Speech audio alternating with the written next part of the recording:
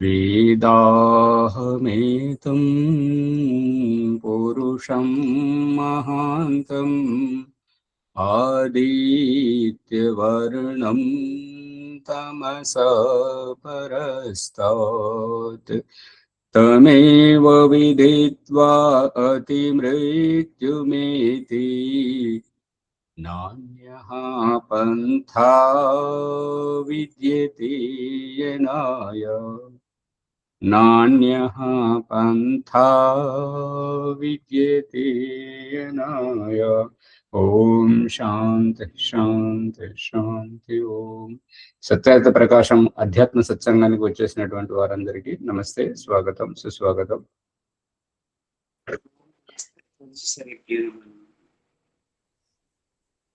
ఒక సందేహం వచ్చింది. సందేహం ఏంటంటే, ఇవాళ విచారిస్తున్నటువంటి పూర్వాభ్యాస పక్షంలోని సమాధానం, ఇవాళటి పూర్వాభ్యాస కక్షను ఉద్దేశించి సమాధానం మీలోనే చెప్పాలి. సందేహం ఏంటంటే, ఆర్య సమాజంలో సత్యార్థ ప్రకాశంను ఉద్దేశించి 4వ సముల్లాసములో నియోగ ప్రకరణం ఉన్నది. ఆ నియోగ ప్రకరణం అంటే ఏమిటి? దాని ఉద్దేశం ఏంటి? నియోగం చేసిన తర్వాతనే పదే పదే చేయమని చెప్పడం యొక్క ఉద్దేశం ఏమిటి అని కంది కృష్ణమూర్తి గర్విడి, విజయనగరం జిల్లా నుంచి వేరే వారెవరో అడిగిన దాన్ని పంపించడం జరిగింది. వాయిస్ మెయిల్ అంటే శబ్దం ద్వారా. దీనికి సమాధానం చెప్పాలి. ఎవరు చెప్తారు?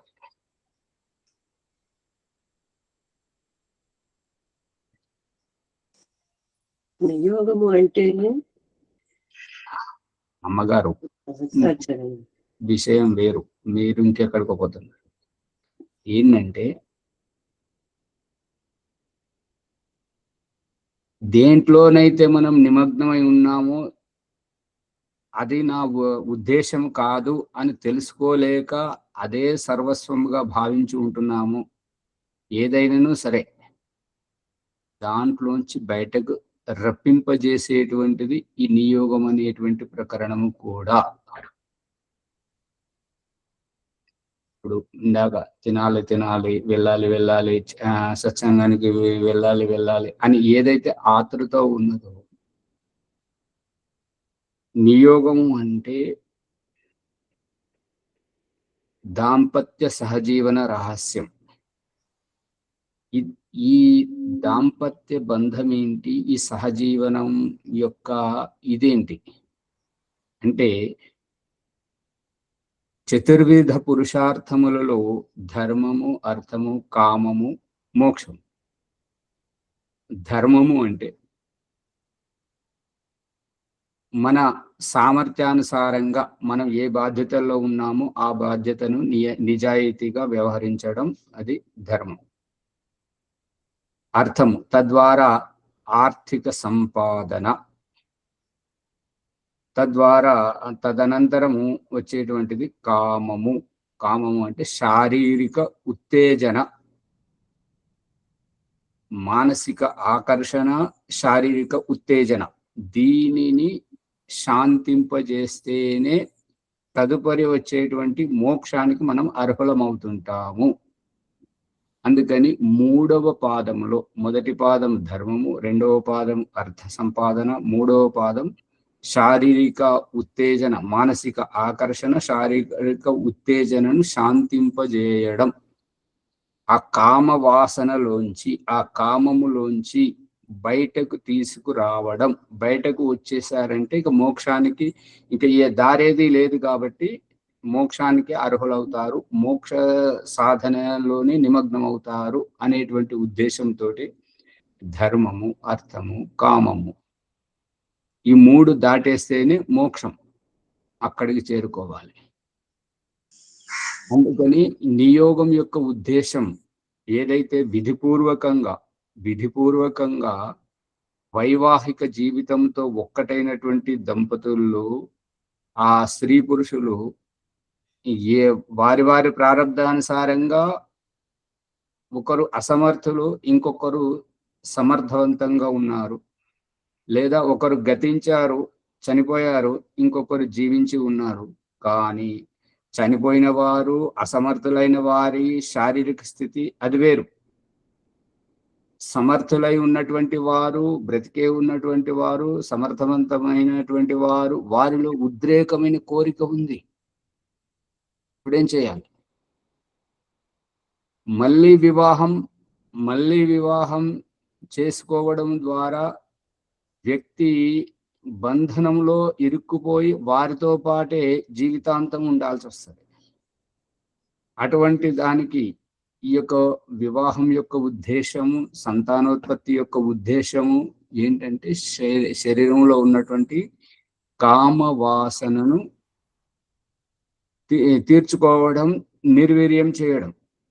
ఇదే ప్రశ్న దయానంద సరస్వతి దగ్గరికి ఆ సభలో అడుగుతున్నటువంటి వారికి, స్వామి మీరు సంస్కార విధిలో, సత్యార్థ ప్రకాశంలో ఇలాంటి విషయాలు రాస్తున్నారు, ఆ ప్రస్తావన వస్తేనే మాకేదో అవుతుంటది, మరి మీరెలా దాన్ని అధిగమిస్తున్నారు, లేదంటే ఇంకే రకంగానైనా దాన్ని మరి దాటేస్తున్నారా అని అంటే, అప్పుడు దయానంద సరస్వతి చెప్పినటువంటి సమాధానం ఏంటంటే, ఇవన్నీ ఈ ఇంద్రియ విషయ భోగ విలాసం అంతా బాధ్యతలను మరచి నిర్లక్ష్యముగా ఉండి కాలక్షేపం చేస్తున్న వారికి మాత్రమే ఉత్పీడన చేస్తుంటాయి, బాధిస్తూ ఉంటాయి. నేను నా దినచర్యలో ఎంత వ్యస్తంగా ఉంటానంటే, నేను చెయ్యాలనుకున్న కార్యక్రమానికి కూడా సమయం సరిపోదు. వేద భాషం చేయాలి, శాస్త్రార్థం చేయాలి, వచ్చినటువంటి వారికి సందేహ నివృత్తి చేయాలి, మరి పుస్తక ముద్రణ చేయాలి, పుస్తకాలు వ్రాయాలి, తప్పొప్పులు చూడాలి, మళ్ళీ యోగ సాధన చేయాలి. వీటన్నీ చేయాలనుకున్నప్పుడు ఆ కామవాసన అనేటువంటి దాని వైపు అసలు దృష్టి లేదు. తీరిక లేకుండా ఉన్నటువంటి వారికి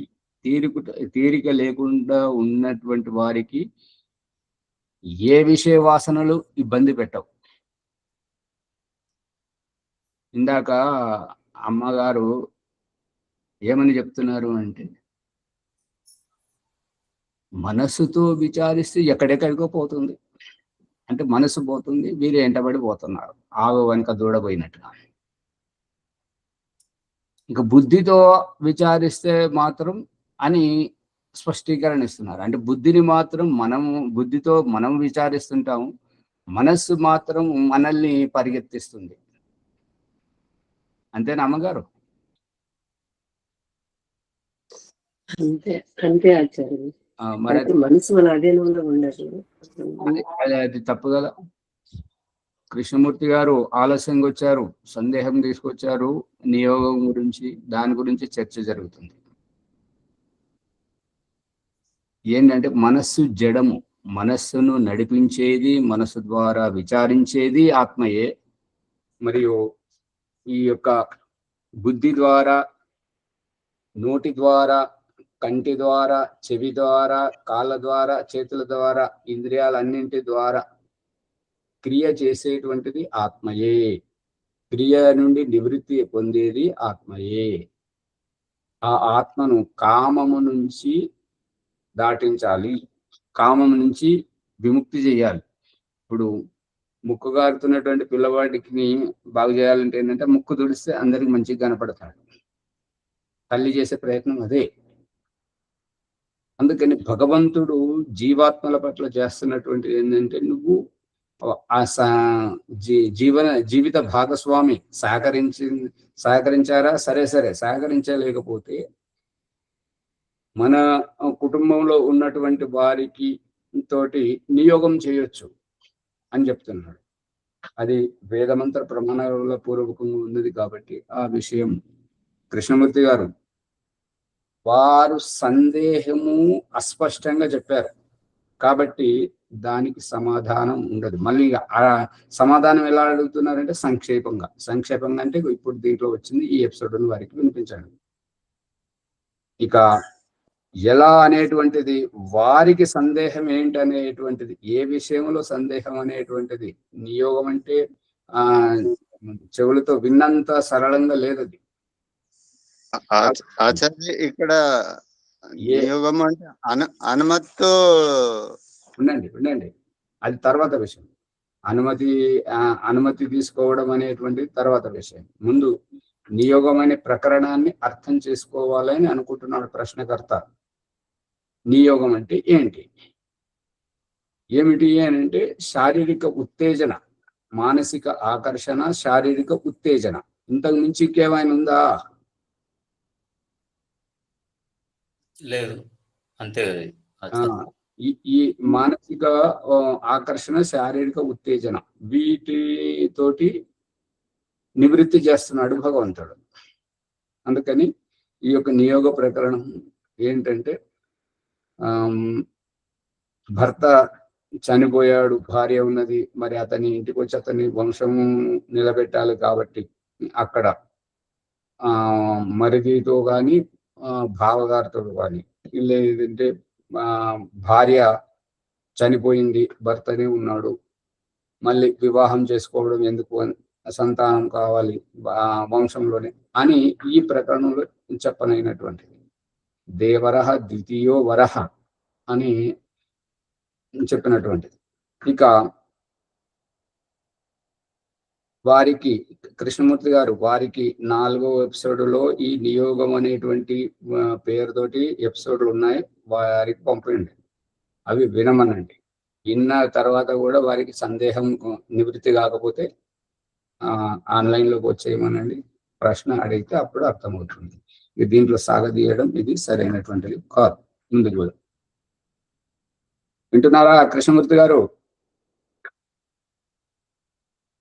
మైక్ ఆన్ లో చేయండి.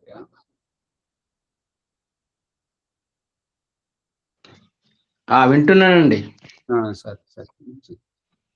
ఇక రెండవది, మొన్న జరిగినటువంటి ప్రకరణంలో సంధ్యోపాసన చేయించాలనే దాంట్లో వారు పుష్పమ్మ గారు చెప్పడం, వారు ప్రణవముని గారు స్పందించడం, దీని మీద ఈ విషయం మీద వేరే వారు యూట్యూబ్ లో వినేవారు వారు కామెంట్ పెట్టారు. అది ఆధ్యాత్మ దర్శనంలో పెట్టాను, చూడండి. ఇక ఇప్పుడు ఇవాళ దాంట్లో కూడా సందేహం అమ్మగారు చెప్పిన దానికి, మనస్సు జడము, మనస్సు తనకు తాను విచారించదు, తాను పయనించదు, తాను చంచలం కాదు, అది జడము. దాని ద్వారా మన ఆత్మయే విక్షిప్తంగా ఉండడము, ఆత్మ యొక్క విక్షిప్త అవస్థ, చంచలత్వము, ఆత్మ యొక్క స్థితప్రజ్ఞత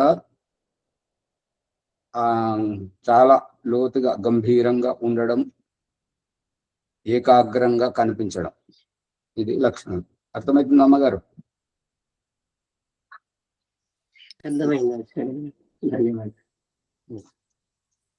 ఇప్పుడు భీమరావు గారు, మరి ప్రసంగాంతరంలో ఉన్నది మీ సందేహం. ఇప్పుడు ఏంటంటే నియోగం అంటే అనుమతి లేకుండా చేయడం బలాత్కారం అవుతుంటది. శాస్త్రం బలాత్కారం చెప్పదు. భగవంతుడు తన పిల్లలకు చెడు చేయమని నేర్పించడు. వారి స్వీకృతి కావాలి, స్వీకృతితోటి జరిగినటువంటిది. వారి స్వీకృతి కావాలి, వీరి స్వీకృతి కావాలి. బ్రతికి ఉన్నటువంటి జీవిత భాగస్వామి వీరి స్వీకృతి కావాలి మొదట, ఆ తర్వాత వారి స్వీకృతి. స్వీకృతి లేకుండా కాదు. పట్టుకుంటున్నారా భీమరావు గారు? అర్థమవుతుందా? ఇరువురు ఇది కావాలి. అవును.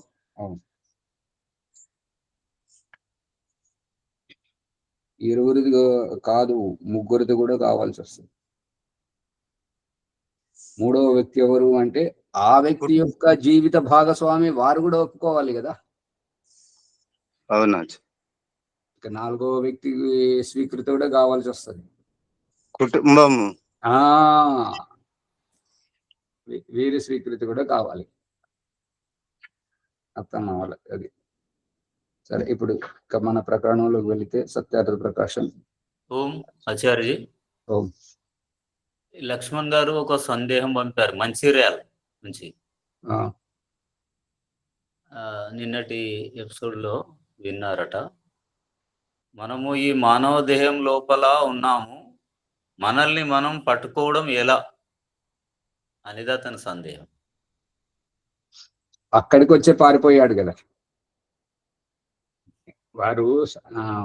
ఇదివరకు నిష్టగా వచ్చారు, ఈ యొక్క సత్సంగాన్ని కూడా ముందుకు నడిపించారు, ముగింపు చేశారు, అన్ని బాగానే ఉన్నాయి. మధ్యలో ఏదో విరామం వచ్చింది, వెళ్ళిపోయారు. మళ్ళీ ఇప్పుడు వచ్చినప్పుడు చేయించడానికి ప్రయత్నం చేస్తున్నారు సంధ్యోపాసన. అర్థం చెప్పడం అంటే ఇక అది వారికి ఇమిడలేదు, అది చెప్పలేకపోతున్నాడు అన్నట్టుగా. ఆ సంధ్యోపాసన మంత్రముల యొక్క అర్థములోనే నేను ఎవరిని, ఆత్మతత్వాన్ని పట్టుకోవడం. మరి దాని గురించి మరి ఒక చోట శిబిరం నడిపించి మనము 2 రోజులు 3 రోజులు 5 రోజులు ఇట్లా చెప్పి ఆత్మతత్వం గురించి సాధనమయంగా, ఈ ఆన్లైన్లో కుదరదు, ముఖాముఖంగా ఎదురెదురు కూర్చొని చేయాలనేటువంటిది మరి ఉన్నది అంటున్నారు అందరూ. మరి వసతులు సమకూరట్లేదు. ఇంకా వ్యక్తులకు ఏమని అంటే, ఇక్కడ ఉన్నటువంటి వ్యవస్థలో నడుస్తున్నటువంటి వ్యవస్థను తమ చేతిలోకి తీసుకున్నటువంటి ఆశ్రమ వాళ్ళు, బాధ్యత గలవారు.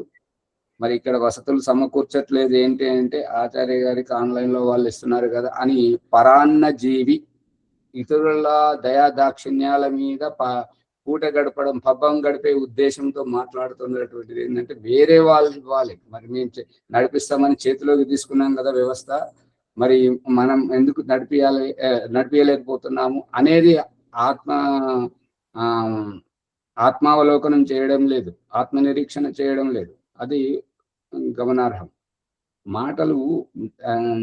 మాట్లాడేయడం సరళమే, నోరున్నదని, కానీ ఏం మాట్లాడుతున్నాము, ఎలా మాట్లాడుతున్నాము, మరి దాని అర్థం ఎక్కడికి తీసుకెళ్తుంది అనేది ఆలోచించకుండా మాట్లాడుతున్నారు. అది వారి విజ్ఞతగా వదిలేయాలి, కేవలం అనవసరం, ఎవరు చర్చ చేయదు ఈ విషయంలో. ఇప్పుడు ప్రయత్నం ఏంటంటే, ఎక్కడైనా వ్యవస్థ మీరు చూడండి, మనం ఏర్పాటు చేసుకుందాం. ఎందుకంటే వీరి మీద వీళ్ళకి ఏంటంటే ఎంతసేపు పరల ధనం మీదనే, ఎవరో ఇవ్వాలి, నా చేతికి చిక్కాలి, నాకు అవకాశం దొరకనివ్వట్లేదు అనేటువంటి భాషలోనే ఉన్నారు అందరు. కానీ మరి మనం ఎంత ఉన్న అవకాశాన్ని సద్వినియోగపరచుకోలేకుండా, వేరే వారికి స్వేచ్ఛనివ్వకుండా, మనం దాన్ని సద్వినియోగపరచకుండా ఎలా ఉన్నాము అని చెప్పేసి, ఇప్పుడు ఏముంటదంటే, గురువు గారు అన్నప్పుడు గురువు గారి దగ్గర శిష్యులు ఉండాలి, కానీ గురువు గారిని తీసుకెళ్లి ఆవుల మధ్యలో వదిలిపెట్టి తాము మాత్రం బయట ఆవారంగా తిరగడం అంటే సంపాదనలో, అది వారికి ఇది ఏం చేస్తున్నారు అనేది వాళ్ళకి తెలియదు, అజ్ఞానంలో ఉన్నారు. అందుకని మన వ్యవస్థ మనం చేసుకోవడం మంచిది. చెప్తే కోపం వస్తుంటది సత్యం చెప్తే, కానీ వాళ్ళకి తెలియదు, ఇతరులు చెప్పింది వినరు. అది అజ్ఞానం.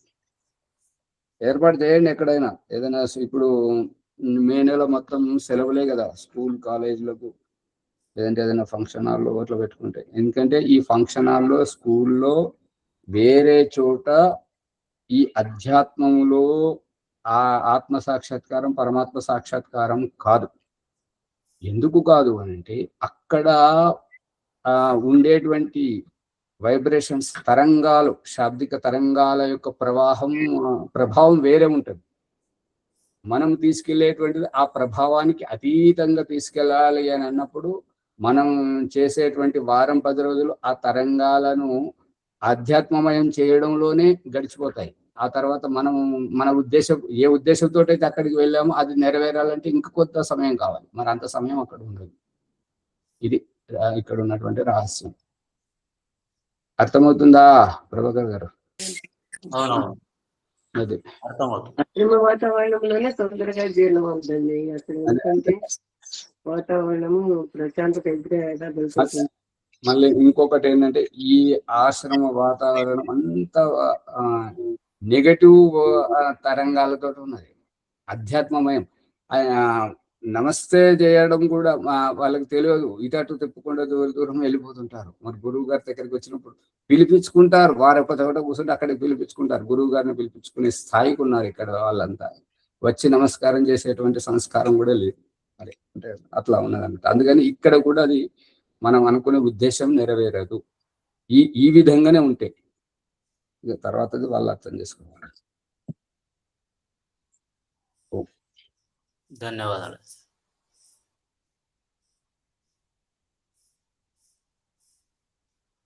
ఎక్కడి వరకు వచ్చాం?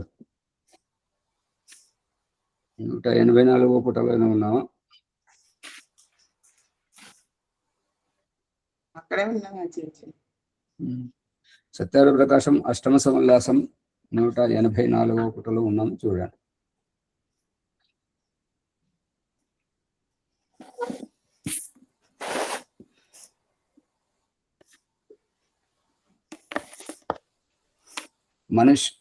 మనుష్యాదుల ఇప్పుడు వారిని రమ్మానండి ప్రభాకర్ గారు. మరి ఏంటంటే ఏదో తినగవేమో తీయనుండు, నెమ్మదిగా అర్థం అవుతుంటది. ప్రింట్ చేసుకున్నది మనం అందరం చేస్తూనే ఉన్నాం కదా.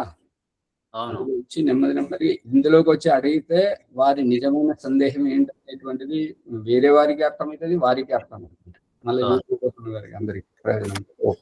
అవునా సరే.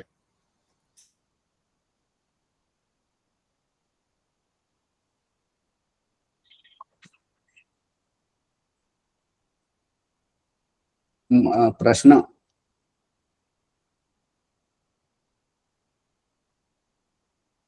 కిందిదే కదా, కారణమునకు కారణం ఉండదు.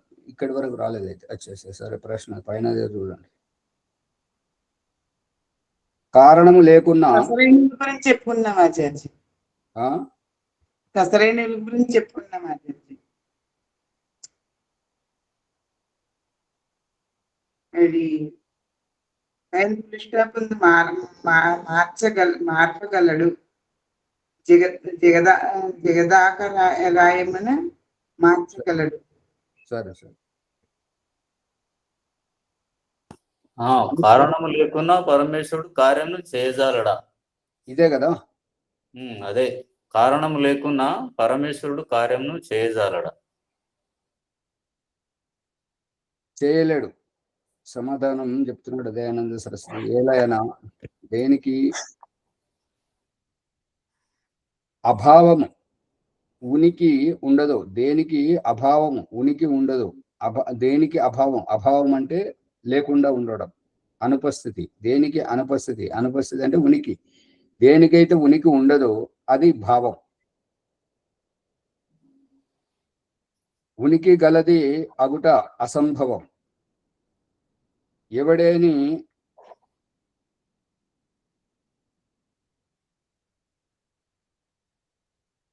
అంటే ఉనికి గలది అసంభవం, ఉనికి గలది అవడము అసంభవం ఎట్లవుతుంది? ఇక్కడ తప్పున్నది ఆచార్య. ఉనికి ఉన్నది దానికి భావం అంటారు, ఉనికి లేని దానికి అభావం అంటారు. మరి ఇక్కడ ఉండదు అంటున్నది. ఉనికి ఉండదు అది అభావము. ఉనికి గలది అగుట అసంభవం.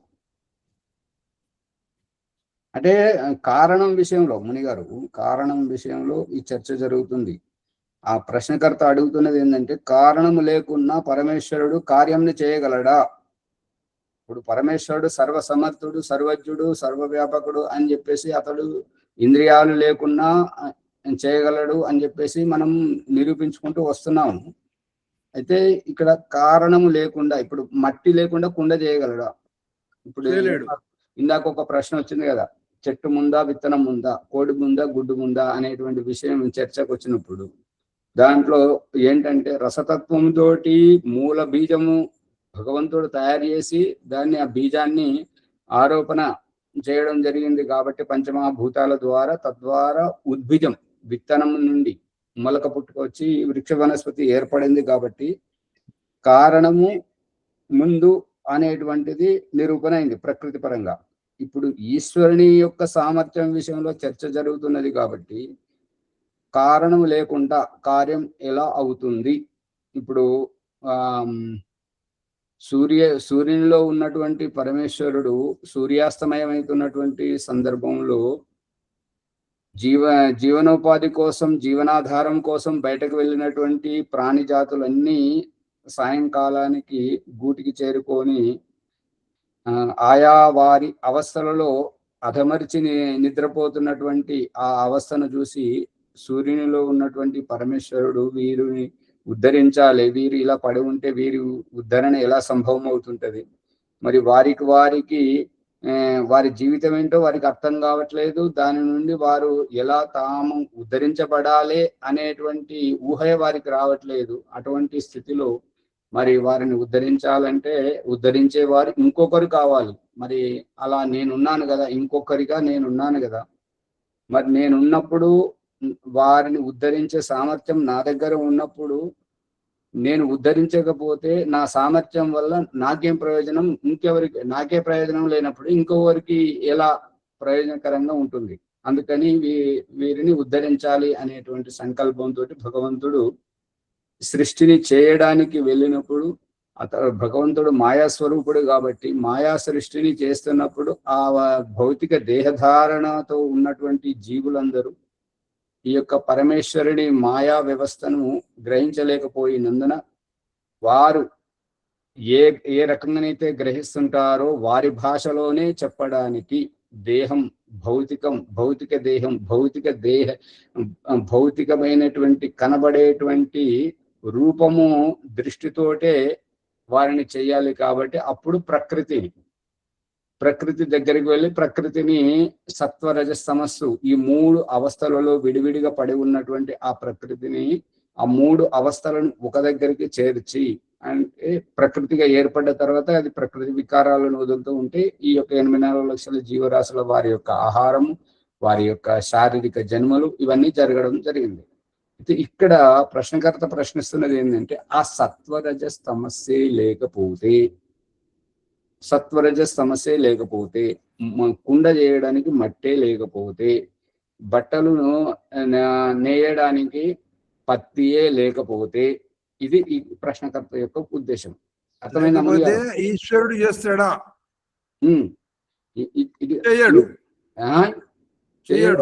చేస్తాడు. చేసింది ఎదుటివారు గ్రహించలేకపోతే, ఎదుటివారు ఇప్పుడు ఒక కథ వస్తుంటది ఏంటంటే, మరి మీరు కూడా పెద్ద వయసు వారే కాబట్టి పాఠశాలలో చదువుకునేటప్పుడు ఇంగ్లీషు దాంట్లో ఒక పాఠం వస్తుంటది ఏంటంటే అది అబద్ధం ఎదుటి వారిని బోల్తా కొట్టేటువంటిది. కానీ ఈ ప్రసంగంలో అది చాలా ఉపయోగపడుతుంది. ఏంటంటే ఆ పాఠం యొక్క విషయం ఏంటంటే, ఒక రాజు చాలా దయగలవాడు మరియు చాలా మంచి అమాయకుడు అన్నమాట. అటువంటి రాజు ఎవరైనా పొగిడితే ఇక తనను తాను మైమర్చిపోతాడు. ఈ యొక్క ఆసరను ఈ యొక్క అతని బలహీనతను పట్టుకొని కొంతమంది ధూర్తులు ఒక కథ అల్లారు. ఏమని అంటే, రాజుగారు మీ వంటి వారు ఈ యొక్క భౌతికపరమైనటువంటి ఈ వస్త్రాలలో ఈ రకంగా ఉండడం శోభిల్లడం లేదండి. మీ తహతకు తగినటువంటివి దేవతల వస్త్రాలు మీరు ధరించాలి, దివ్యమైన వస్త్రాలు ధరించాలి, ఆ వస్త్రాలలో మీరుంటే చూడండి అని ఇలా గాలి పొగడతలతోటి వారిని రెచ్చగొట్టారనమాట. అప్పుడు వారు ఏమన్నారంటే, సరే మరి అవి మనకెలా సాధ్యమంటే మీరు అనండి, మేము తీసుకొచ్చి మీకు ఉపస్థితం చేస్తాం కదా అని చెప్పేసి వారు అన్నారు. అంటే సరే అండి, మరి సరే అనేది అంటే పని నడవదండి, దానికోసం కొంత పైకం చెల్లించాల్సి వస్తుంటదండి. మళ్ళీ అవి మీ కొలత ప్రకారం, మీ శారీరక కొలతల ప్రకారం వాటిని ఏర్పాటు చేయాలంటే కొంత సమయం కూడా పడుతుంది, కొంత ఆర్థికంగా ఖర్చు అవుతుంది. ఆర్థికంగా మీరేం చింత చేయకండి, నేను ఎంత అంటే అంత ఇస్తాను, మీరు దాన్ని తయారు చేయండి అని చెప్పేసి అంటుంటాను. వాళ్ళు ఎంతో కొంత ముందుగా కొంత వారికి ధనం ఇచ్చాడు. ఆ ధనంతో వాళ్ళు కాలక్షేపం చేస్తున్నారు. ఏమని అంటే, తయారు చేస్తున్నాం మహారాజా, అవుతున్నాను. ఇట్లా 6 నెలలు గడిచిపోయింది. ఏమిటి మరి ఎంతవరకు మరి అది అవుతుందా, ఎక్కడ అవుతుంది చూడండి అని చెప్పేసి ఎవరు పోయి చూసినా కూడా ఎవరికి ఏం కనబడతలేదు. మహారాజు వాళ్ళు మనల్ని మోసగిస్తున్నారు, ఏం కనబడతలేదు అని అంటే రాజుగారు స్వయంగా వెళ్ళారు.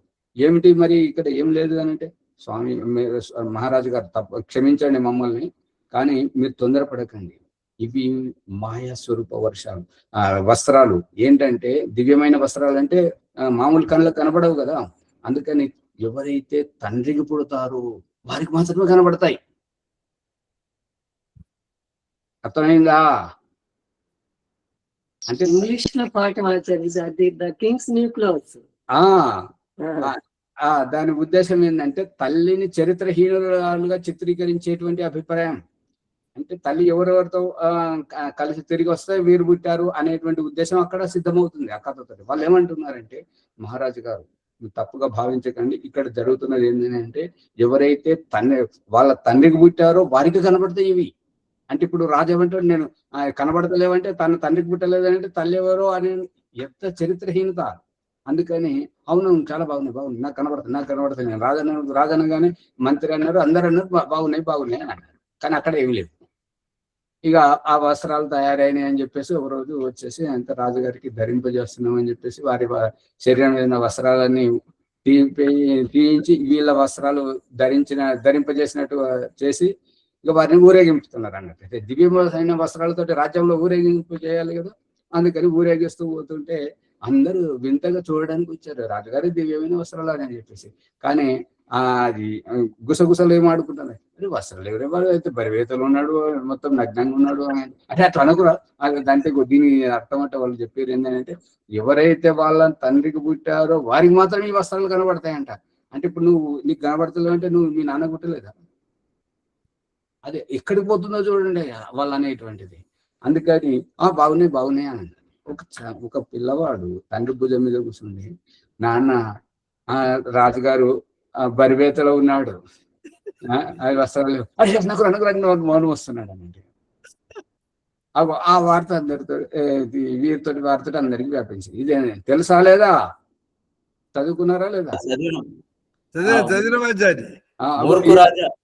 మూర్ఖు రాజా అనే ఒక కథ ఉంది, ఇదే కదా.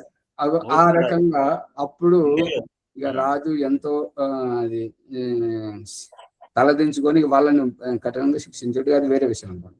కాకపోతే ఏంటంటే ఈ దివ్యమైనటువంటిది భగవంతుని యొక్క మాయా స్వరూపాన్ని ఈ యొక్క భౌతిక దేహంలో ఉన్నటువంటి వారు ఆ మాయా రచనను వీరు గ్రహించలేకుంటున్నారు.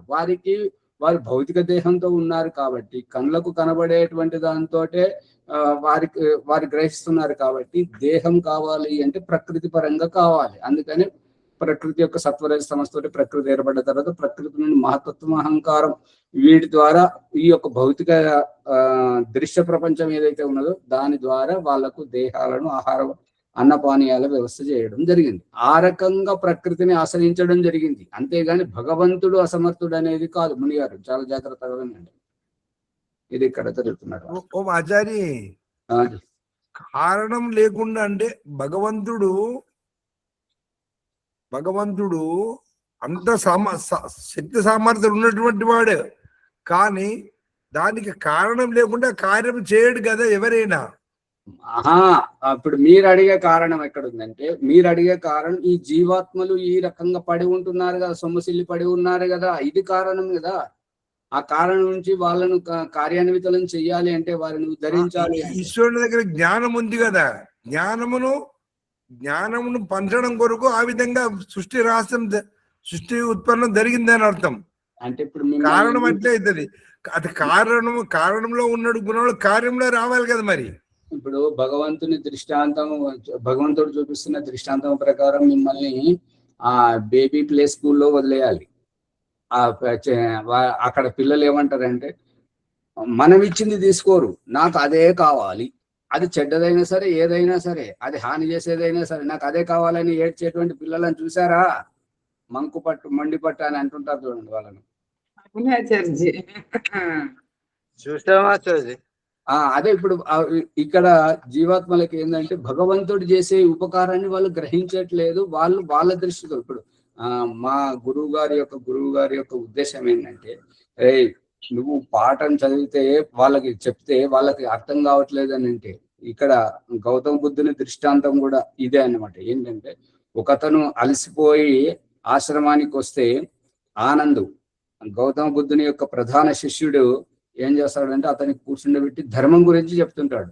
దాదాపు 2 గంటల వరకు చెప్పిన తర్వాత ఏమైనా అర్థమైందా అంటే, అయ్యా ఆకలేస్తుందయ్యా అని చెప్పేసి అన్నాడు. అప్పుడే గౌతమ బుద్ధుడు ఏమన్నాడంటే, విన్నావా ఆనంద్ అతని సమాధానం అంటే, అది నేను ఇంత 2 గంటల నుంచి చెప్పిన, ఎన్నో ప్రమాణాలతో చెప్పిన గురువు గారు, వీరు ఆ విషయం పట్టుకోలేదు, ఆకలి అంటున్నాడంటే, అతడు అలసిపోయి వచ్చాడు, అతనికి స్నానం చేసుకోవడానికి వ్యవస్థ భోజనం పెట్టు, అతడు కొంత భోజనం చేసిన తర్వాత విశ్రాంతి తీసుకొని లేచిన తర్వాత అప్పుడు చెప్పు గ్రహిస్తాడు అని చెప్పాడు. మా గురువు గారి ఏమంటారంటే, నువ్వు చెప్పడం ముఖ్యం కాదు, ఎదుటి వారు ఏ భాషకు అలవాటు పడ్డారో, ఏ భాషలోనైతే అర్థం చేసుకుంటారో ఆ భాషలో ఆ స్థాయికి వెళ్ళి నువ్వు చెప్పు. అందుకే మన సంధ్యోపాసనలో ఒక ప్రకరణం మనం చెప్పుకుంటున్నాం ఏంటంటే, నన్ను మెప్పించి నీ చెంతకు రప్పించుకోవడం చూస్తే మాటలు రావట్లేదు స్వామి అని అంటే ఏంటంటే, మనము భగవంతుని సాన్నిధ్యాన్ని విడనాడి ఏ గ్రహములో, ఏ ఖండములో, ఏ ద్వీపములో, ఏ దేశంలో, ఏ ప్రాంతంలో, ఏ భాషలో, ఏ జిల్లాలో, ఏ మండలంలో, ఏ ఊర్లో మనం ఉన్నాము, మన దగ్గరికి మన భాషలో మనకు అర్థం చేయించే పురోహితుడు ధర్మాచార్యుని మన దగ్గరికి పంపించి మనల్ని మెప్పించి తన చెంతకు రప్పించుకోవడం అర్థమవుతుందా? పట్టుకుంటున్నారా లేదా? అర్థం అవుతుంది. ఎవ్వరూ మాట్లాడట్లేదు. ఏంటి ఇక్కడ కూడా భగవంతుడు సృష్టి చేయడానికి కారణము జీవాత్మల యొక్క భగవంతుడు ఏం చేస్తున్నాడు అంటే, మనం ఏ భాష వారిమైనా సరే మన భాషలో మనకు అర్థమయ్యే విధంగా పూజ చేసే పురోహితుని మన దగ్గరికి పంపిస్తున్నాడా లేదా? ప్రభాకర్ గారు మాట్లాడరు. పంపిస్తున్నాడు. ఆ రకంగా పంపించి మన సందేహ నివృత్తి చేసి మనల్ని ప్రభావితం చేసి ధ్యాన యోగం, సాధన, సంధ్యోపాసన, సమాధి చేసేటువంటి స్థితికి మనల్ని తీసుకొచ్చి తన చెంతకు చేర్చుకుంటున్నాడా లేదా? వరలక్ష్మి గారు అటు చూస్తుంటారు. అవునాచార్య, అవును. మరి ఇక్కడ కూడా అంతే. ఈ దేహంలో ఉన్నటువంటి వారు, సొమ్మసిల్లి పడిపోయి ఉన్నటువంటి వాళ్ళు భగవంతుని మాయా స్వరూపం వ్యవస్థను అర్థం చేసుకోలేకుంటున్నారు. వారికి వారి దృష్టితోనే చెప్పాలి కాబట్టి వారికి భౌతిక కనపడేటువంటి ప్రపంచం సృష్టించి, తద్వారా దేహాన్ని సృష్టించి, దేహం యొక్క పోషణకు ఆహార అన్నపానీయాల వ్యవస్థ ముందు, ఆ తర్వాత, ఎందుకంటే పుట్టేటువంటి శిశువు కంటే ముందే అతని ఆహారం తల్లి ఎదలోపల చనిబాల రూపంలో పుట్టించి తర్వాత శిశువును జన్మింపజేస్తున్నాడు. ముందు ఆహారం కావాలి, తర్వాత దాన్ని ఆరగించేవారు, భోజించేవారు. ఈ రకంగా భగవంతుడి యొక్క వ్యవస్థ ఉంటుంటుంది. అందుకనే మునిగారు జీవాత్మలు ఏ భావజాలంతో ఉన్నాయో ఆ భావజాలంలోనే, ఆ భావజాల రూపకంగానే, దేహకంగానే, కండ్లకు చర్మచక్షు గోళాలకు కనపడేటువంటి, కనిగుడ్లకు కనబడేటువంటి ఆ రూపంతోటే ఈ యొక్క సృష్టి వ్యవస్థను చేశాడు అనేది అభిప్రాయం.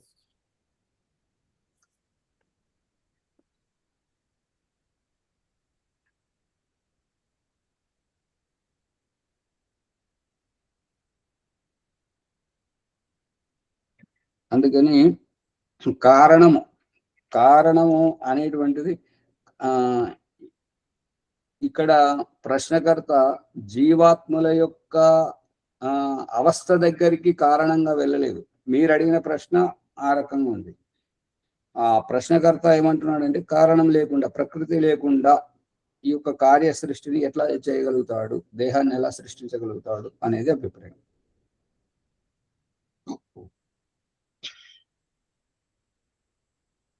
దేనికి అభావం, దేనికి అభావం?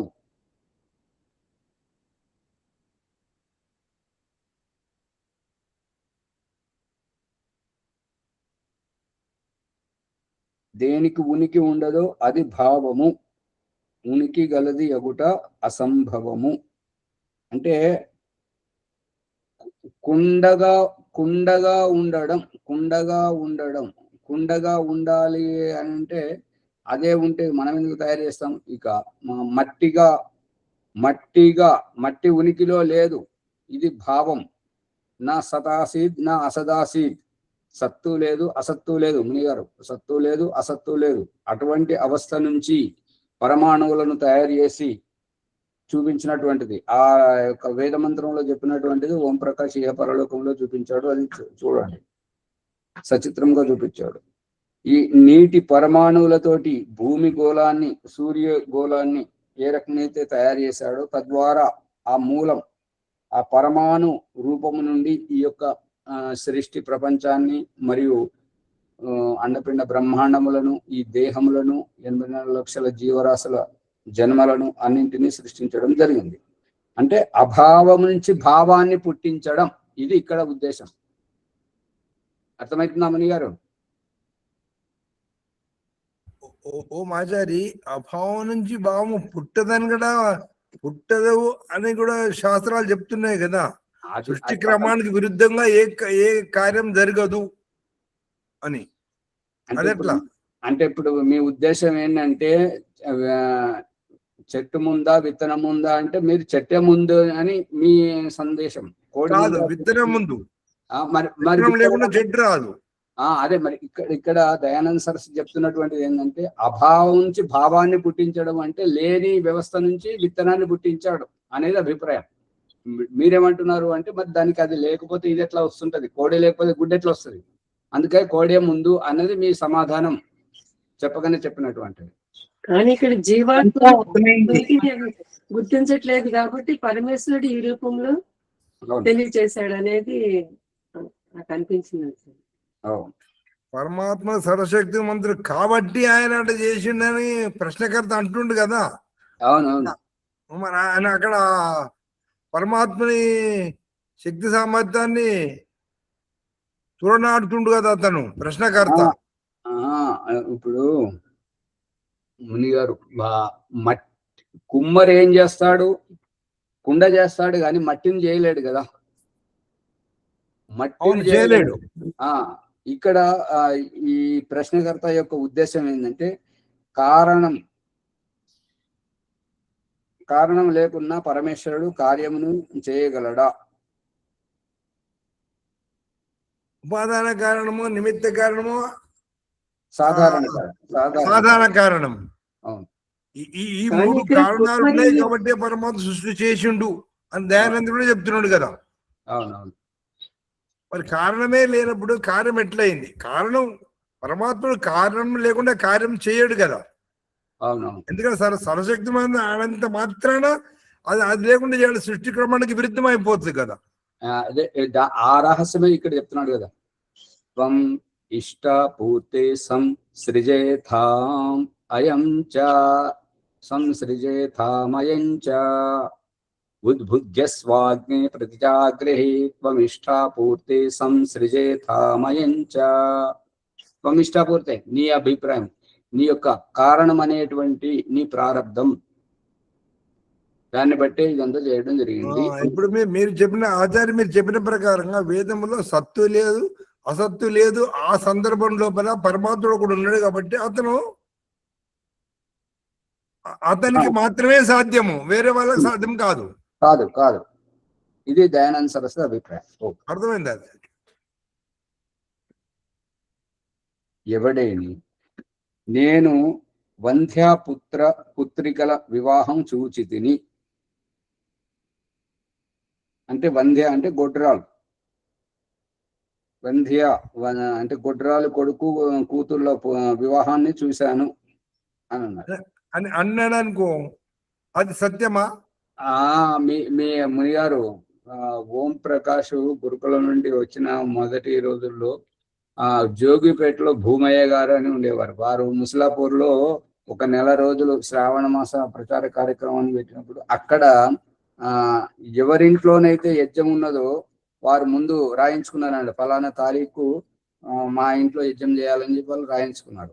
ఆ లెక్క ప్రకారంగా వాళ్ళ ఇంటికి పోతే వాళ్ళ ఇంటికి తాళం ఉంది. ఎందుకు తాళం ఉన్నది అని అంటే వాళ్ళు బ్రహ్మచారి కొడుకు పెళ్లికి పోయారు, వాళ్ళ దగ్గర బంధువు అంటే ఆ బ్రహ్మచారి, అందుకే కొడుకు పెళ్లికి పోయారు. బ్రహ్మచారి అయితే కొడుకు ఎట్లా అవుతాడు? కొడుకు ఇగో ఇది అన్నట్టు, అంటే పేరు బ్రహ్మచారి అని పెట్టుకుంది. ఇప్పుడు విజయవాడలో ఒక వ్యక్తి, ఆయన ఎక్కడ విజయనగరం జిల్లా చీపురుపల్లి నుండి వచ్చాడు అనమాట. ఏంటంటే ఆయన పేరు సన్యాసిరావు, ఆయన పేరు పెట్టుకున్నాడు. ఇప్పుడు వీరు ఇప్పుడు మన ఆన్లైన్ నుంచి బయటకు పోయినటువంటి వ్యక్తి ఎవరు, మునిశేఖర్ గారు, ఆయన యోగి అని పెట్టుకుంటాడు, ముని అని పెట్టుకుంటాడు. అంటే ఇప్పుడు తల్లిదండ్రులు పెట్టారు ఏదో అనుకోండి, రేపు మీ విద్య పరిపక్వమై మీరు సన్యాసం తీసుకుంటే, మీ యోగి అయితే మీరు విలువ ఉంటుంది దానికి. ఇప్పుడు ఆయన సన్యాసిరావు ఈ రకంగా, అంటే పేర్లు తీసుకుంటే వాళ్ళు బాధపడతారు, వాళ్ళు వింటలేరు, అది వేరే విషయం. కానీ అర్థమవుతుందా కృష్ణమూర్తి గారు? ఇది అందుకని ఈ రకంగా వంధ్యాపుత్రుడు పుత్రికల, అంటే ఆమె పుత్రికల వివాహం అంటే చూడొచ్చు ముని గారు. ఎందుకు చూడొచ్చు అని అంటే, ఆమె వంధ్యనే, కానీ వాళ్ళ ఆయన నియోగం చేశాడు, సంతానాన్ని కన్నాడు, ఆయన చనిపోయాడు. ఇప్పుడు ఆమె పిల్లలే అనిపిస్తారా కారా? వాళ్ళు అనిపిస్తారు. మరి ఆ రకంగా అయితే ఇది సత్యం అవుతుంది. అంతేగాని ఆమెకే పుట్టిన వారు అంటే మాత్రం, ఆమెకి పుట్టిన పిల్లలకు వివాహం అవుతుంది అనేది అసత్యం. అది ఆగదు. వారు ఇంకొక దృష్టాంతం చూపిస్తున్నాడు చూడండి. వారు శృంగపు ధనుర్బాణములను ధరించి, అంటే నర అంటే మనుషులకు వచ్చినటువంటి, శృంగం అంటే కొమ్ము, మనుష్యుల కొమ్ములతోటి తయారైనటువంటి ధనుర్బాణములను ధరించాడు. అది మనుషులకు కొమ్ములే రావు. మీకేం తెలుసు, గాడిద గుడ్డు అని అంటుంటారు కదా ఎవరైనా సందర్భాన్ని బట్టి. ఆ గాడిద గుడ్డు ఎట్లనో ఈ మనుషుల కొమ్ములు, మీకేమైనా కొమ్ములు వచ్చినాయి? మీ నాన్న చెప్తాను, మీ నాన్నకైనా కొమ్ములు ఉన్నాయా? అవును. భాగ్యలక్ష్మమ్మ గారు మాట్లాడారు, కొమ్ములు ఉన్నాయా అని అడుగుతాను. విన్న రాలేదా ఈ విషయం శోభమ్మ గారు? విన్నమాచారి విన్నాం పిల్లలు. అదే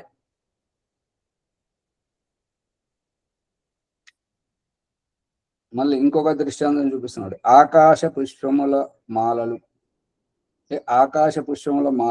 అంటే ఆకాశములో పూసినటువంటి పువ్వుల యొక్క పువ్వులతోటి తయారు చేసినటువంటి ఆ మాలలు వేసుకొని ఉన్నారు. ఇది చూడండి, ఆకాశం అంటే ఏంటి, దాంట్లో మరి పువ్వులు పూయడం ఏంటి, ఆ పువ్వులతోటి మాలలు తయారు చేయడం ఏంటి, వాళ్ళు ధరించడం ఏంటి, అది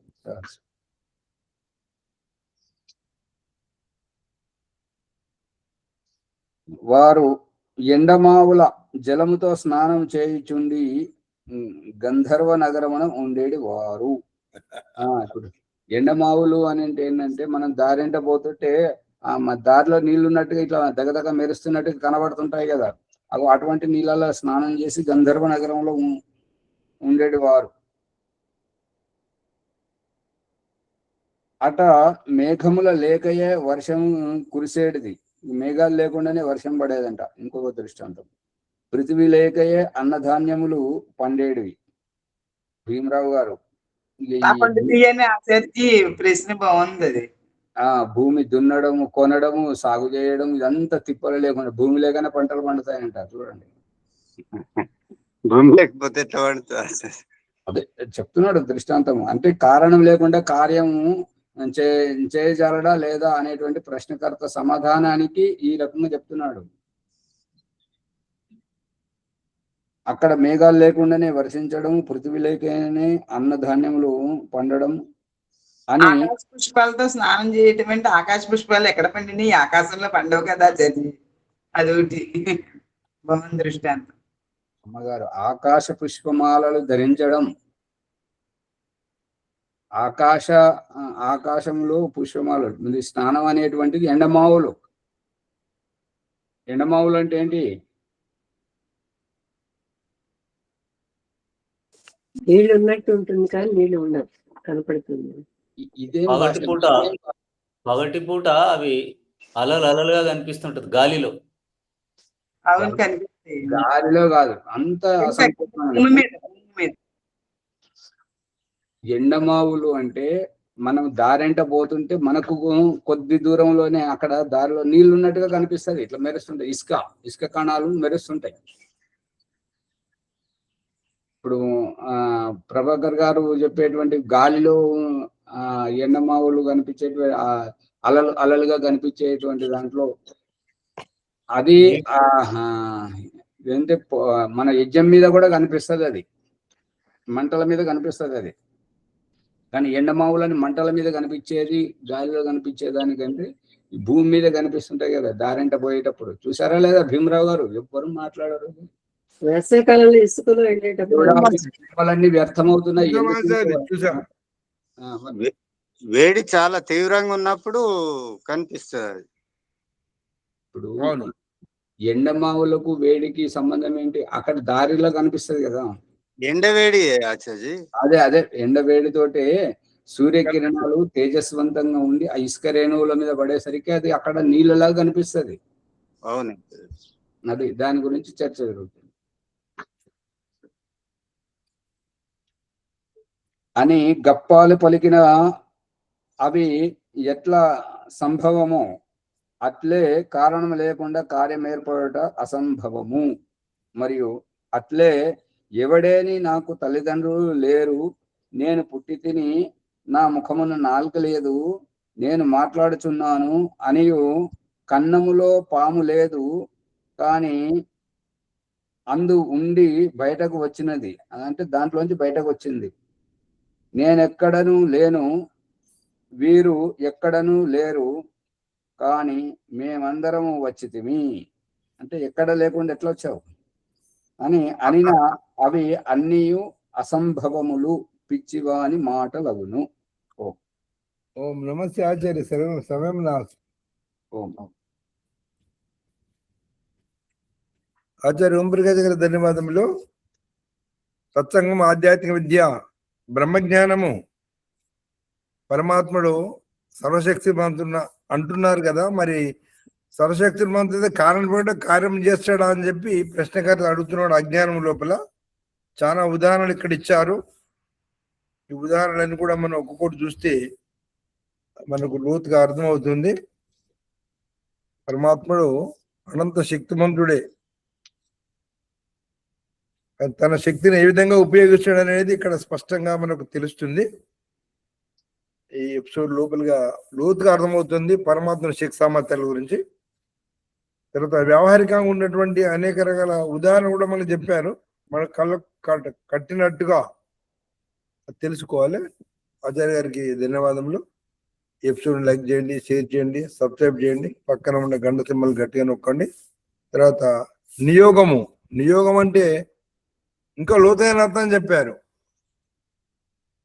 నియోగం అంటే అనేక కారణాల వల్ల సంతానోత్పత్తి కొరకు ప్రయత్నం చేయడమని, తర్వాత కామం అనేటువంటి ఒక కోరికను ఏ విధంగా అయినా దాన్ని త్యాగం చేయడం తెలుసుకోవాలి. వివాహం అయినటువంటి వాళ్ళు 90 సంవత్సరాల వరకు కూడా ఆ కామాన్ని త్యాగం చేయలేకపోతున్నారు. అది ఎట్లా? ఆ దృష్టి మరణించడం కొరకు ఈ నియోగ పద్ధతి వచ్చిందన్నట్టుగా ఒక కొత్త ఒరబడిగా రహస్యంగా వారు తెలియజేశారు. వారికి మరోసారి ధన్యవాదాలు. తర్వాత ఈ ఎపిసోడ్ లైక్ చేయండి, షేర్ చేయండి, సబ్స్క్రైబ్ చేయండి, పక్కన ఉన్న గంట సింబల్ గట్టిగా నొక్కండి. ఈరోజు వైదిక సంధ్యోపాసన ఎవరండి ఈరోజు? నాదే ఉంది మణిగారు, ప్రభాకర్ గారు. నేను క్షమించండి, నా గడియారం ఉంటే దానిలో డేటు టైం ఉంటుంది. డే చూసి నేను మనిషిని జ్ఞాపకం ఉంచుకుంటాను. గడియారం వేరే ఉన్నది, వేరే జాగ్రత్త ఉన్నది. ప్రభాకర్ గారు చెప్పించాలని ప్రార్థన. ఓం సర్వేభ్యో నమస్తే. వైదిక సంధ్య బ్రహ్మ సాక్షాత్కారం. ఓ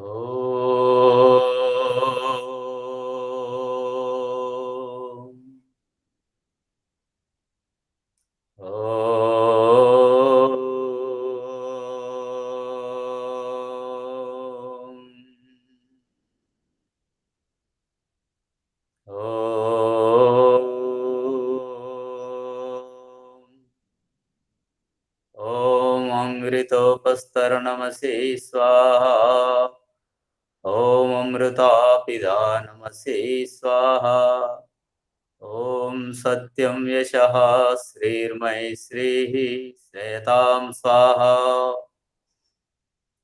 आचमन मंत्राणि ॐ शन्नो देवी रविस्तय आपो भवन्तु पीतये संयोरभिस्रवन्तु नः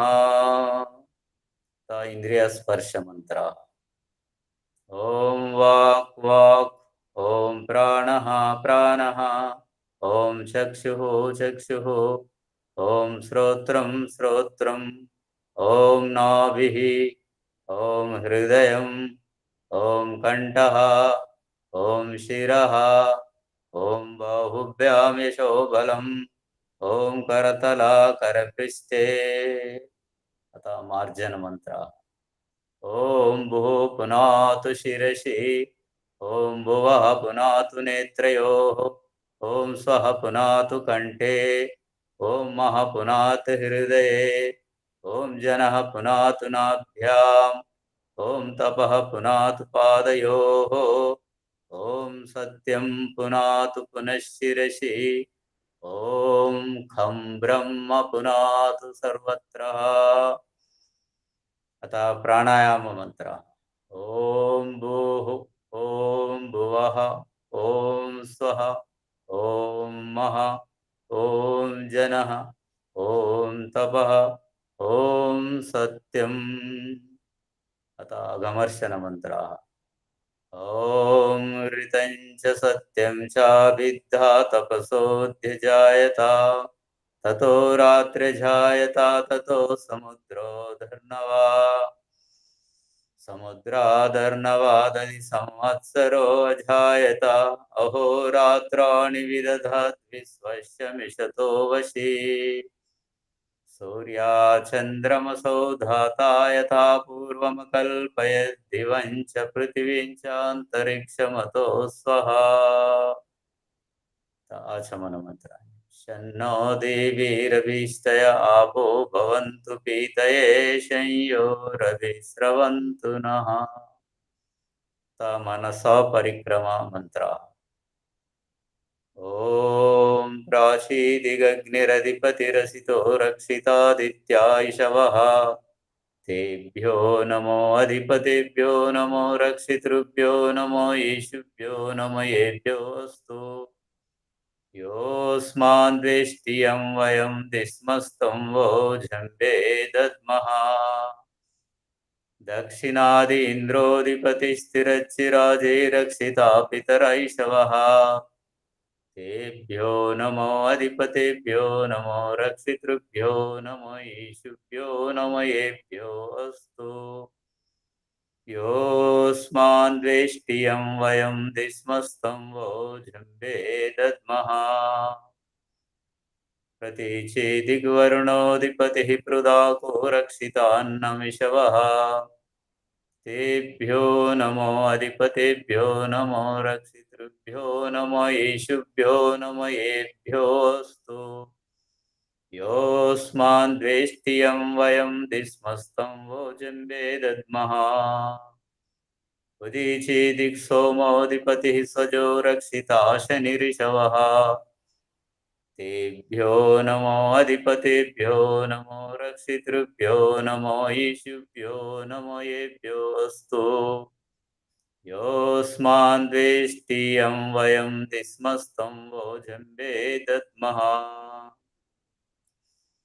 ध्रुवादिग्विष्णुरधिपतिः कल्माषग्रीवो रक्षिता वीरुदैषवः तेभ्यो नमो अधिपतिभ्यो नमो रक्षितृभ्यो नमो ईशुभ्यो नमयेभ्यो अस्तु योऽस्मान्द्वेष्टियं वयं दिस्मस्तं वो जम्बे दद्मः ऊर्ध्वादिग्बृहस्पतिरधिपतिः स्वित्रो रक्षिता वर्षमिषवः तेभ्यो नमो अधिपतिभ्यो नमो रक्षितृभ्यो नमो ईशुभ्यो नमयेभ्यो अस्तु योऽस्मान्द्वेष्टियं वयं दिस्मस्तं वो जम्बे दद्मः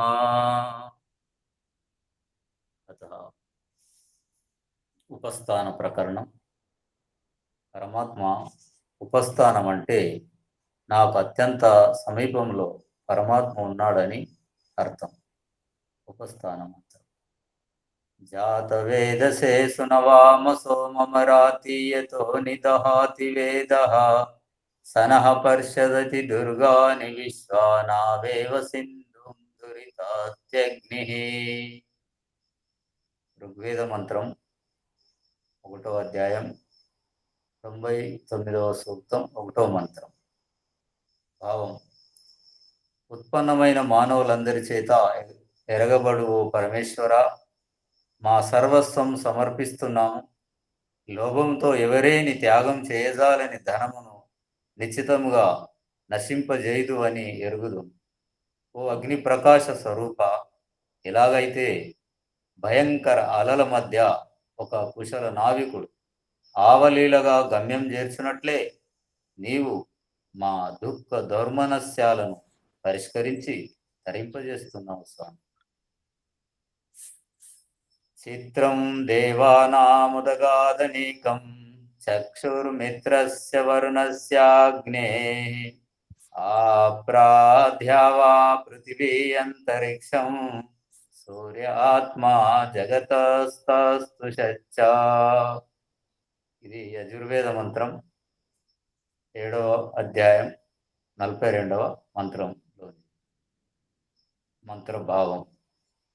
ఓ వరణీయ ప్రకాశక అగ్నిస్వరూప ఈశ్వర, ఇంద్రియోత్కర్షంతో కనులకు విందుగా చిత్ర విచిత్రమైన సకలాండ పిండ బ్రహ్మాండం యొక్క ద్యుస్థానము, భూమి మరియు అంతరిక్షానికి సూర్యుడు ఆత్మ మాదిరిగా జగత్తు అంతటిని స్థిరంగా ఉంచుతున్నాడు కాబట్టి సుస్థిరమై ఉన్నది. ఉదుత్యం జాత వేదసం దేవం వహంతి కేతవః దృశే విశ్వాయ సూర్యం. ఇది యజుర్వేద మంత్రం 33వ అధ్యాయం 31వ మంత్రం. మంత్రార్థం: ఉదయించబోయేటి ఉత్పన్నమైన వారందరి చేత ఎరగబడుతున్న దివ్య స్వరూపుని కిరణములు తీసుకొని పోతున్నాయి. ఆ విశ్వ బ్రహ్మాండీయ సూర్యుని దృశ్యాన్ని చూస్తున్నాను. ఉద్వయం తమసస్పరిశ్వః పశ్యంత ఉత్తరం దేవం దేవత్రా సూర్యమగన్మజ్యోతిరుత్తమం. ఈ మంత్రం యజుర్వేదంలో 35వ అధ్యాయం 14వ మంత్రం. మంత్రార్థం: మనమంతా మన అజ్ఞాన అవిద్య మూర్ఖత్వాన్ని ఏవగించి అన్ని విధాల పైకి లేచి తమ ఆత్మికోన్నతి వైపుకు చూసుకోవాలి. మన మొట్టమొదటి ఆధ్యాత్మిక ప్రేరణాదాయకుల నుండి నేటి వరకు అందరము ఆ ఉత్తమ జ్యోతి స్వరూప సూర్యదేవుని వద్దకే చేరుకుంటున్నాం. తర్వాత ప్రాయశ్చిత మంత్ర ప్రకరణం. ఇక ఈ దినమంతా వ్యావహారికంగా సమయస్ఫూర్తితో ఎంత చేసినా ఎక్కడో తప్పిదం జరిగింది.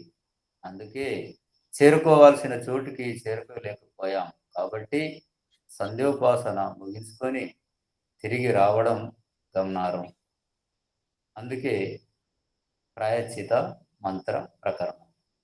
ప్రాయశ్చిత మంత్రం: తచ్చక్షుర్దేవహితం పురస్తాత్ శుక్రముచ్చరత్ పశ్యేమా శరదశతం జీవేమా శరదశతం శృణయామా శరదశతం ప్రభ్రవామా శరదశతం అధీనాస్యామ శరదశతం భూయచ్చ శరదశతా.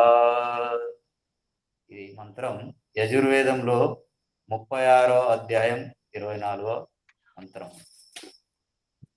ప్రాయశ్చిత మంత్ర ప్రకరణ భావం: ఇక తప్పు చేయను, ఇంకొక అవకాశం ఇవ్వమని ప్రాధేయపడి ప్రార్థించడం. అతడు చక్షువు మాదిరిగా జీవాత్మకు హితం చేయుటకు మునుముందు సంచరిస్తున్నాడు. అందుకే 100 శరదృతువులైనా చూడగలం, 100 శరదృతువులైనా జీవించగలం, 100 శరదృతువులైనా వినగలము, 100 శరదృతువులైనా మాట్లాడగలం. 100 శరదృతులు పూర్ణ స్వేచ్ఛ స్వాతంత్రంతో ఉండగలం. 100 శరదృతువుల కంటే కూడా ఎక్కువగా జీవించగలం. ఈ విధంగా భగవంతుని అస్తిత్వంను అవగాహన గావించుకోవటం మన ఆధ్యాత్మిక నిష్కర్షమే నిర్మల శాంత స్వభావం. ఆచమన మంత్రం. ఓం శన్నో దేవీరభీష్టయ ఆపో భవంతు ప్రీతయే శంయోరభిస్రవంతు నః. అత గాయత్రి మహామంత్రం. ఓం భూర్భువః స్వః తత్సవితుర్వరేణ్యం భర్గో దేవస్య ధీమహి ధియో యో నః ప్రచోదయాత్. సమర్పణం. హే ఈశ్వరా దయానిదే, నీ కృప వలన నేను చేస్తున్న జప ఉపాసన కర్మల మూలంన ధర్మార్థ కామ మోక్షములనే చతుర్విధ పురుషార్థములు నాకిప్పుడే లభించినట్లు అనుగ్రహింపు స్వామి. అత నమస్కార మంత్ర. ఓం నమః శంభవాయ చ మయో భవాయ చ నమః శంకరాయ చ మయస్కరాయ చ నమః శివాయ చ శివతరాయ చ. ఓం శన్నో దేవీరభీష్టయ ఆపో భవంతు ప్రీతయే శంయోరభిస్రవంతు నః. ఇది వైదిక సంధ్య బ్రహ్మ సాక్షాత్కారం. ఓం సర్వేభ్యో నమస్తే. ఆచార్య శాంతి మంత్రి గారు ఆచార్య. ఓం ఒక్క నిమిషం. గలం గలం గలం గలం గలం అని గాలం వేయడం కాదు, దానివల్ల ప్రయోజనం లేదు. జీవించినట్లుగా, బ్రతుకున్నట్లుగా, మాట్లాడినట్లుగా, ఉపదేశించినట్లుగా అనుగ్రహించి రావాలి. ఆ రకంగా రావాలి. తర్వాత ఇంకొకటి ఆచార్య, అనుగ్రహింపమనిగా ఉండాలనా? గలము అన్న చేట గలము అనేది సరైనది కాదు. ముని గారు చెప్పండి, ఏదో చెప్తున్నారు. ఇంకొక ఆచారి వారు ఏమంటున్నారంటే ఆవలీలగా ఆవలీలగా ఆగ్ దీర్ఘం పెట్టి చెప్తున్నాడు. ఎవరు? ఇక్కడ ప్రభాకర్ గారు ఆవలీలగా అని, అంటే అవలీలగా అంటే ఆవలీలగా అవలీలగా ఆడ వ్యత్యాసం కనబడుతుంది కదా, ఆ ఉండాలి, దీర్ఘం ఆ ఉండకూడదు. మీరు ఒకసారి మళ్ళీ వినండి. తర్వాత మన వరలక్ష్మి గారు రెండు సార్లు అక్కడ శబ్దం చెప్తారు. అది వారు సరి చేసుకోవాలి, ఎందుకంటే వేరే వాళ్ళు వినే వాళ్ళు మనకు పాయింట్అవుట్ చేయకూడదు. అట్లా మునిగారు జగతస్సు తస్సు రెండు ఉన్నాయి కదా, జగతస్సు తస్సు చర్చా ఉంది కదా, జగతస్సు తస్సు. అమ్మగారు అమ్మ మీరు చెప్పిందని వినండి. అమ్మగారు వారు మిమ్మల్ని తప్పు పడతలేరు, తప్పుగా ఉచ్చరిస్తున్నారంటున్నారు. జగతస్ తస్ తుషశ్చ, జగతస్ తుషశ్చ, ఇంతే, అంతే, అట్లా రావాలి. ఓకే, ధన్యవాదాలు. ఇక్కడ రెండో ఆ ఉండడం సరి అయింది ఆచార్యజీ. ఆవలీలగానే ఉండాలి, అవలీలగా కాదు. అదే ఆ దీర్ఘం పెట్టొద్దు, అంతే. రెండో ఆ ఉండాలి. రెండో ఉంటే ఆవగా వస్తుంది కదా, ఆవకాయ పచ్చడి. ఎలాగైతే భయంకర అలల మధ్య ఒక కుశలనావి అవలీల అంటే అవలీల అంటే సునాయాసంగా, ఈజీగా. అది ఆ దీర్ఘానికి ఆవలీలకే అది వస్తుంది. ఆవలీలంగా అంటే సునాయాసంగా, ఆ దీర్ఘం ఉంటేనే ఆ అర్థం వస్తుంది. అవలీల అంటే తక్కువగా, నిమ్నముగా అనేటువంటిది. అంటే అక్కడ అర్థం ఎట్లా అంటే ఎన్ని కష్టాలు వచ్చినా ఆ కష్టాల నుంచి తొందరగా గట్టెక్కిస్తాడని అర్థం కదా, అది అంతే. దానికి ధన్యవాదాలు. అది రేపటి నుండి నేను కోయంబత్తూరు 24వ తారీఖు వరకు రామాచారి. ఓం అనుమతి. ఆచార్యజీ రెండో రావాలా మొదటి